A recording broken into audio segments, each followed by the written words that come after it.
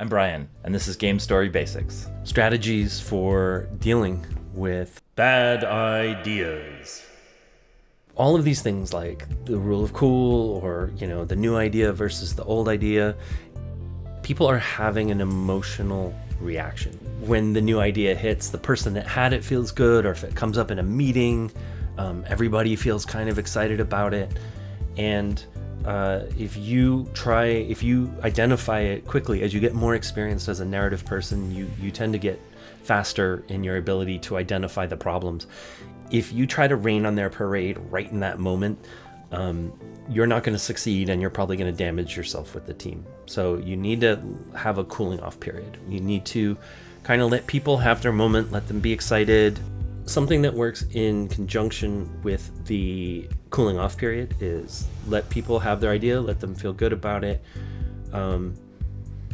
After the cooling off period, come and talk to them and try to explain with reason. I find that a lot of times, not to generalize, but I'm going to generalize, designers and engineers absolutely do get the idea of an objective criteria.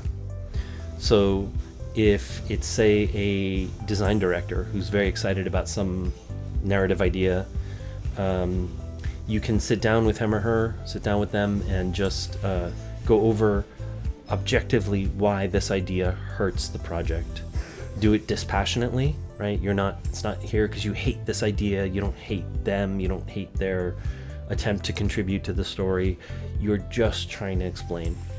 A lot of times in that dispassionate conversation, I will actually invite the person to, I will sort of give them, it's like, okay, if you would like to have a new idea, then consider that the new idea has to achieve X, Y, and Z. And if you can do that, if you can come up with an idea that does that, then let's put it in, right? You can define the problem more specifically for them and then invite them to solve that problem, right? And then either they will do that, they will be able to do that, or they won't be able to do that, in which case, hopefully they are, they can let go of their ego enough to sort of stay with the idea that's working. Another strategy, of course, is malicious obedience. The key thing about malicious obedience, it's the concept that people want you to do something bad, you try to tell them it's bad, and they won't hear it. They're like, no, we got to do it. The key element of malicious obedience is you have to do your best to actually implement it, right? You can't go and half-ass it, because if you do, then you have undermined your own attempt at malicious obedience, because then they'll just think, well, you're not good at your job, right? So if you do your actual best to try to implement their bad idea, and then they see that it's bad, everyone will see that it's bad, then you have succeeded. There is, of course, always an appeal to a higher power. A lot of times, if someone has this great idea and they're super thrilled,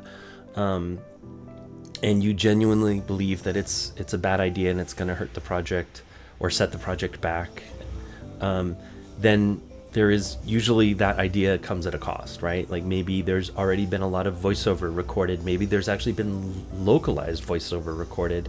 And so these changes can suddenly be costing in the tens of thousands of dollars to make. And so, you can try to appeal to an executive producer or to the financial instincts of the directors group.